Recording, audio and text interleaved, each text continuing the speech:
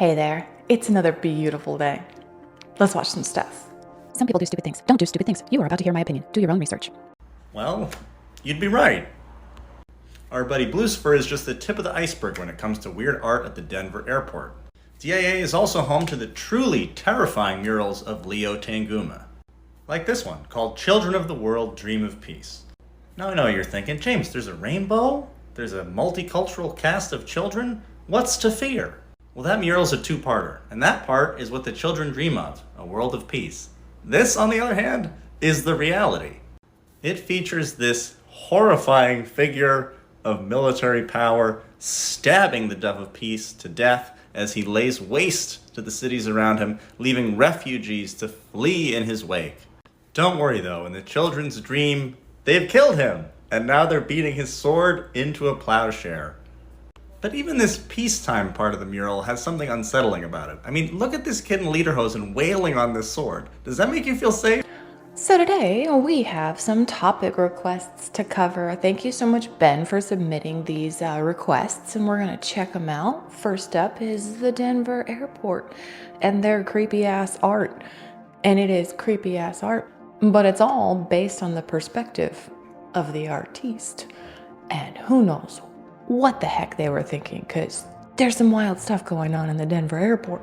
I'm at the Denver airport with a new art installation in the center of the airport.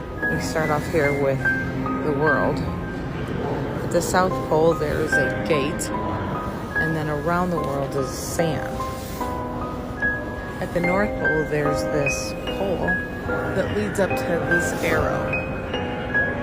The arrow points down to what it looks like perhaps a firmament, to a train station. I should also mention the world is depicted as flat over there.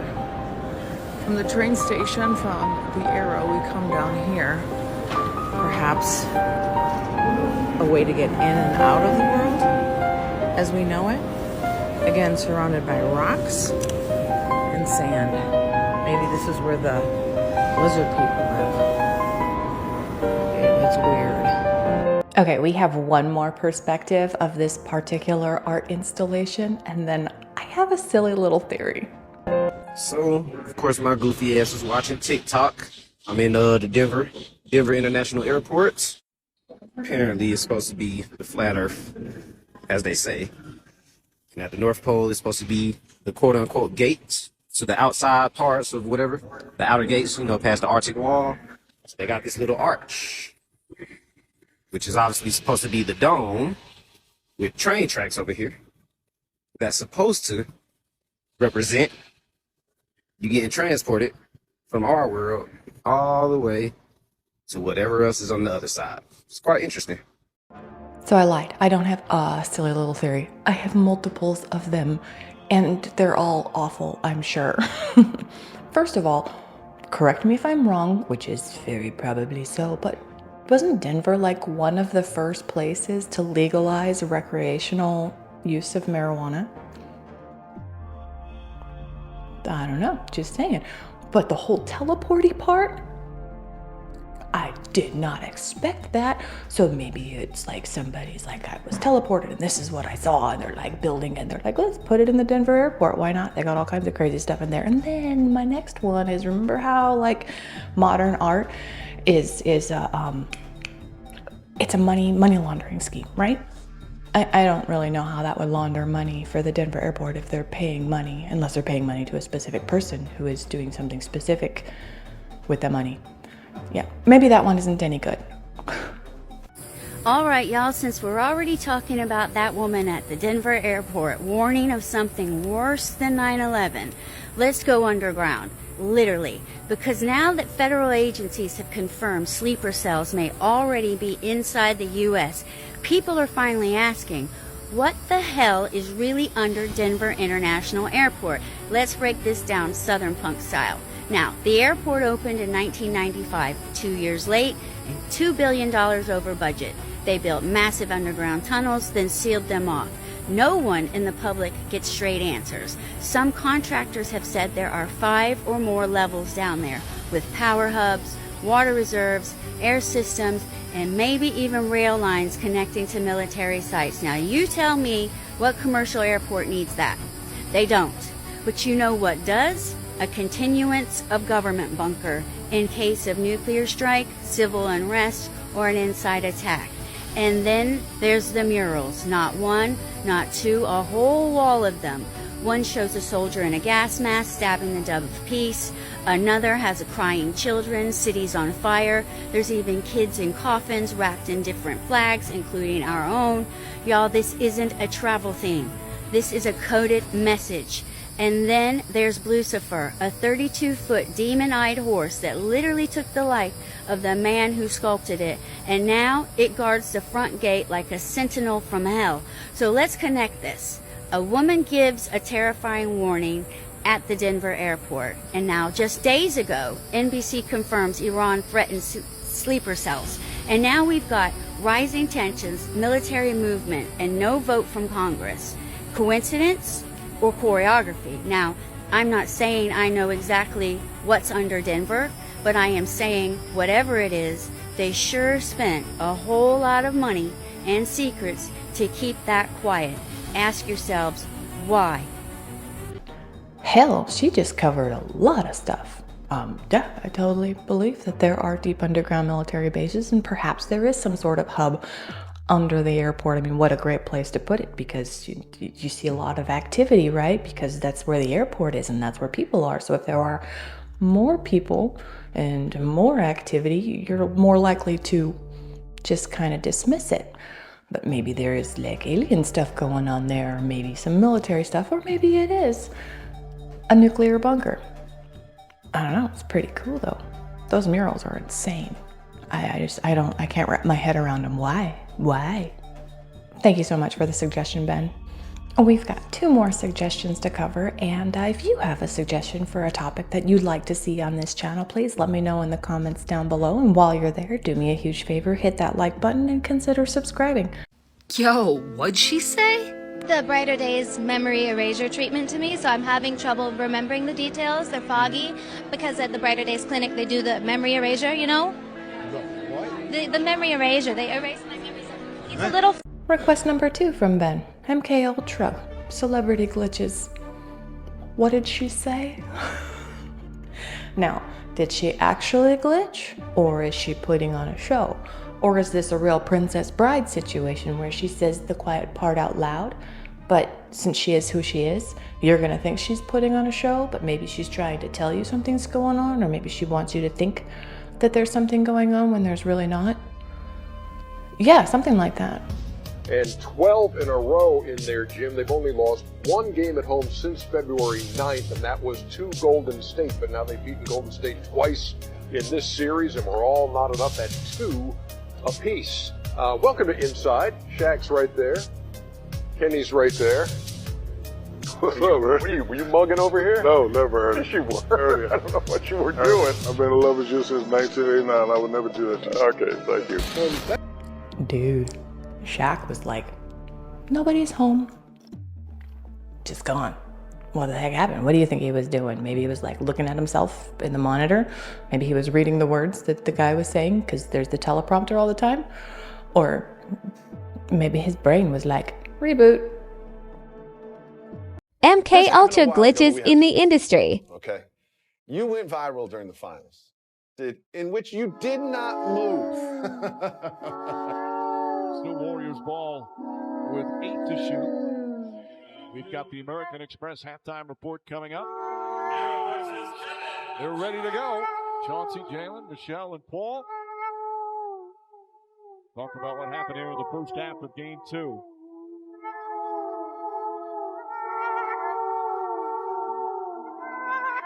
Don't let people know that I actually pay attention to my job. I'm serious about it. For all young journalists, all athletes that want to get into this business, I know y'all see us a lot, shucking and jiving and laughing and joking, but I'm actually paying attention. I'm concentrating. And there's I'm also about to go on television and talk about another that. thing people don't know about Jalen Rose.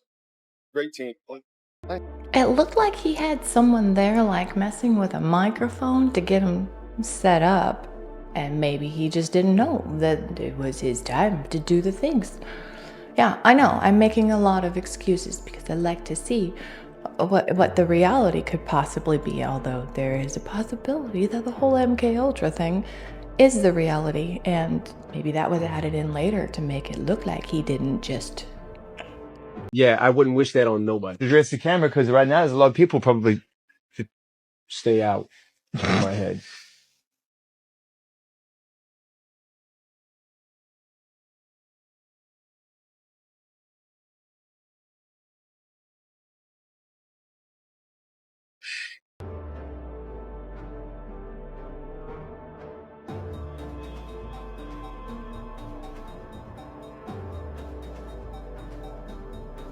These celebrities were caught glitching on camera. Check it out. A lot of fun. Let's get started. Our first caress.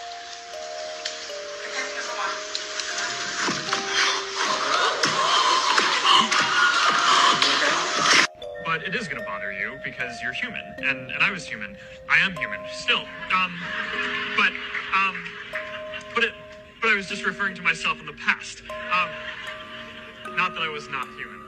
From Mexico to London. It was pretty rough. Yeah. Yeah, it's kind of weird. Ah, weird. Hello. Oh my goodness. Hello. Ew. Strawberry. Yeah, it was a weird time. Ew. I'm embarrassed. Can we? Okay, I've got one last excuse, and this is my personal take on why they're glitching like this. These people are under a lot of stress.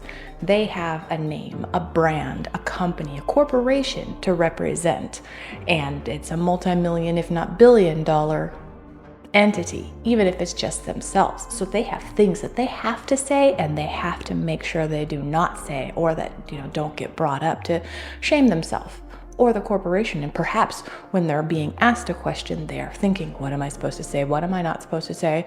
How do I make this look good, kind of thing? And maybe it takes a second. They get that on the spot dissociation where they have to go, I am supposed to say specific words. What are those specific words? Think of the words. And then they say the specific words. It's just a theory.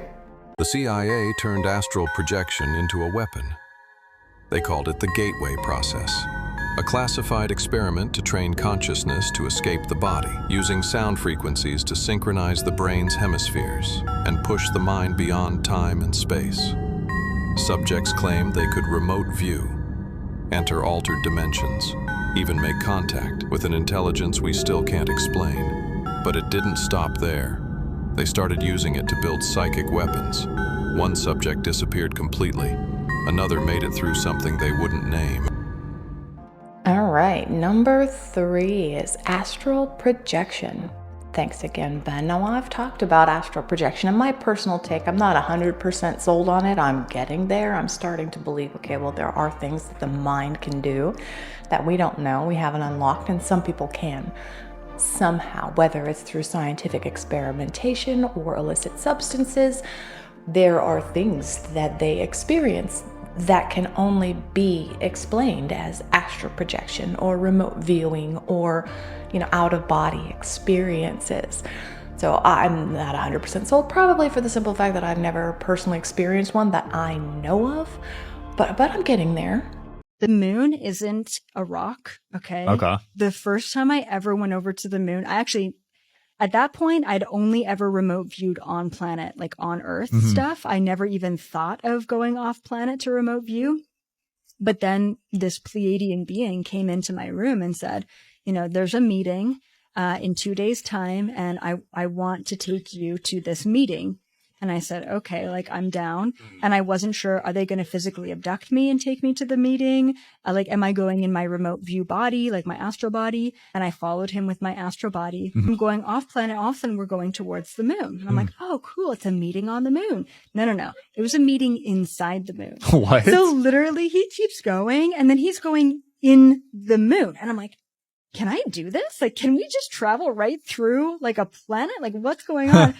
And so we go in the moon, and it's hollow. There was this huge hollowed out space in the moon, and there was all these beings, we're talking hundreds of thousands of interdimensional beings, sitting in this sort of auditorium inside the moon. What? I know. And then there was all these astral bodies that were floating around, and I could see that their grounding cord all led them back to Earth. So I'm like, I'm one of the Earth beings that are here, that are called to this meeting. And that was my first introduction to the Galactic Federation.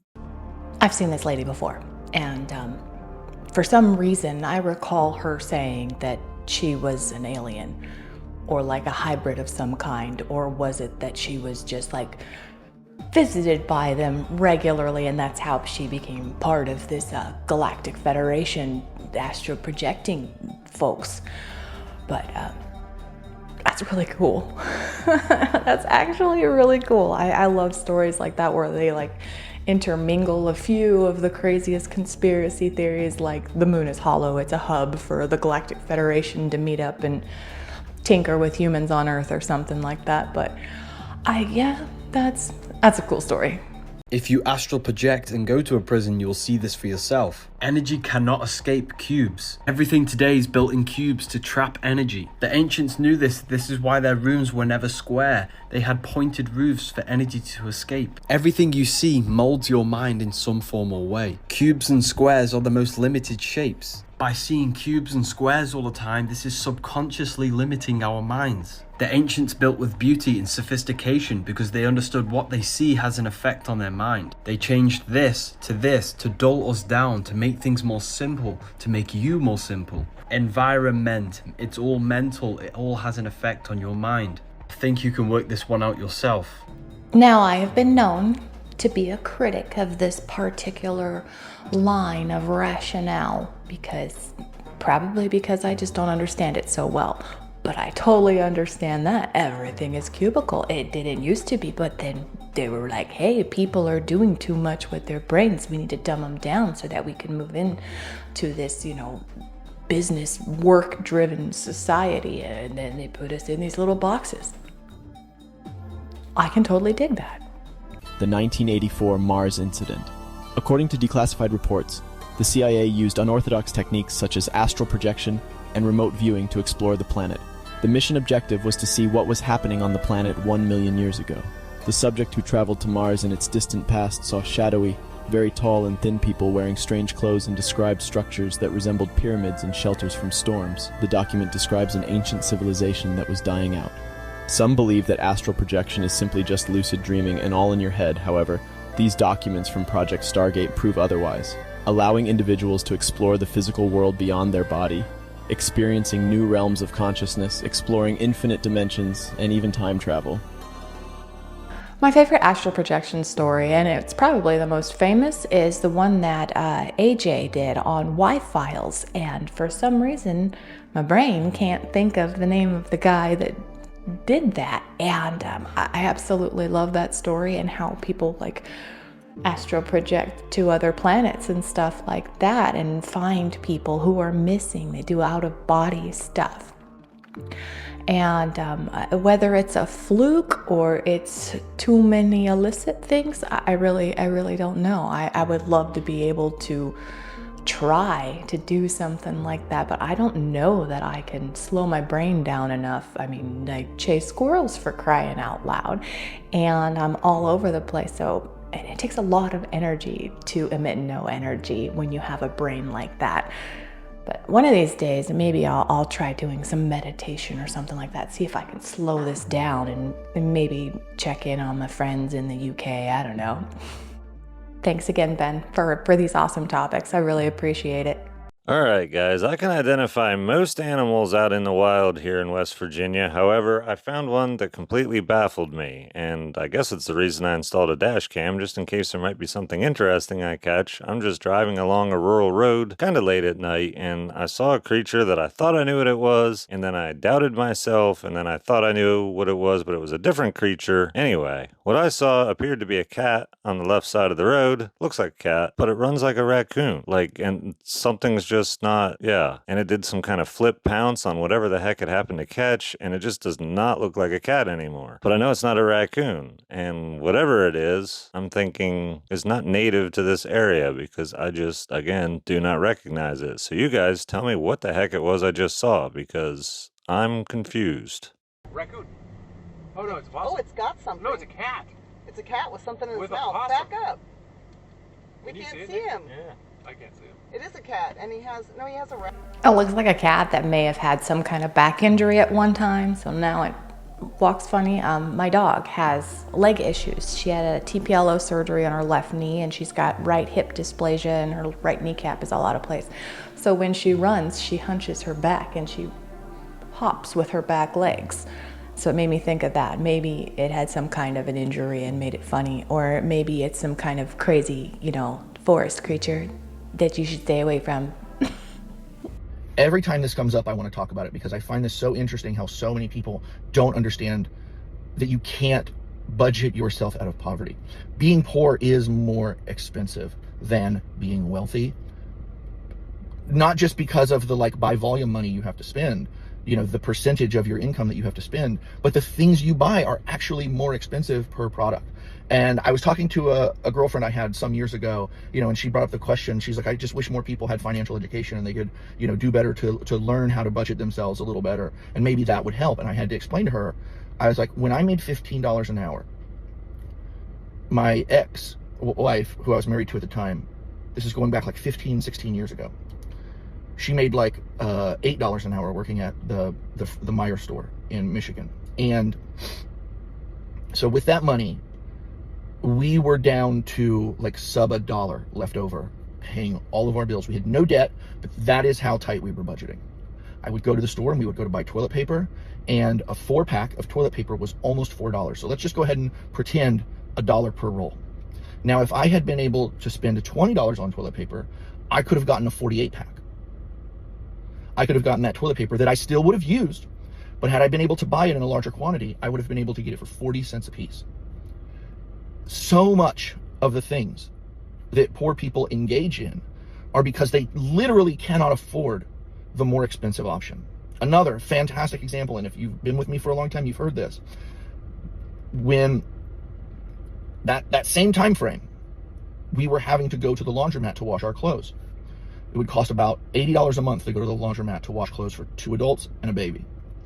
Why didn't you just buy a washer and dryer? When you're budgeting down to the penny, you can't afford to just go spend $200 on a used washer and dryer. Now, when I got a raise, I went from $15 an hour to $25 an hour. My paychecks were substantially bigger. And the first thing I did was go buy a washer and dryer. Now, that washer and dryer paid for itself in 2 months. We're paying $80 a month. It essentially paid for itself in 2 months. Now, every single month moving forward, after those first 2 months, I have access to an additional $80 in my bank account that I didn't have before. You throw the toilet paper on there, over that, just those 2 little things, it's $84 a month that I now have access to that I didn't have access to before because I had the financial power to make the smarter financial decision.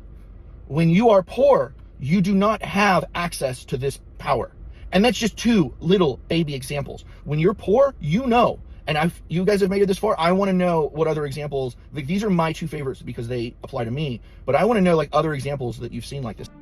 I just thought that was an incredible breakdown of reality, really. And there are stores out there that feed off of this, level of poverty, like the dollar stores and Dollar General, and they're everywhere in impoverished areas because you only have so much money that you can spend. And so you buy the smaller amount at that time. But being able to shop at Costco or Sam's Club or a big, grocery store that does stuff in bulk is difficult because you don't have that extra money. You have to budget what you do have. And that's a wonderful breakdown. And yeah, that's going to be it for me today. Thank you so much for sharing your time with me. If you haven't already, please hit that like button and consider subscribing, and then come on back because we're going to watch some new stuff. I'll say different things. It's going to be fantastic. Until then, have a wonderful day. I scroll through static in a velvet robe, aliens, clones, and lizard pros. My Wi-Fi's haunted, or so they say. Echoes of TikToks never fade away. Is that a glitch or the face of fate? Clickbait dreams on a dash.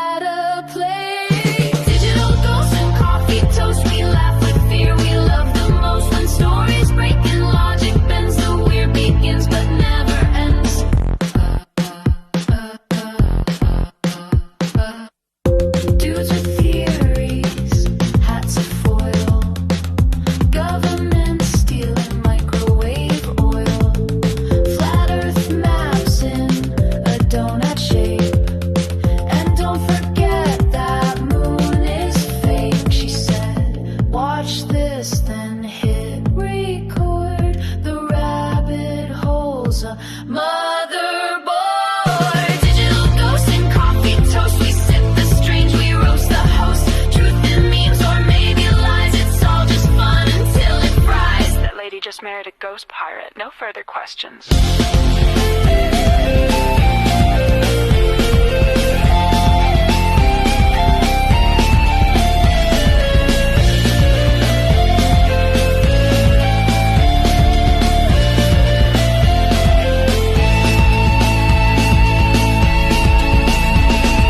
Digital ghosts and coffee toast. Mrs. Collins knows the most. Laughs in code, lights up the screen. The strangest stuff you've ever seen. Today's coffee talk. Always a wild ride.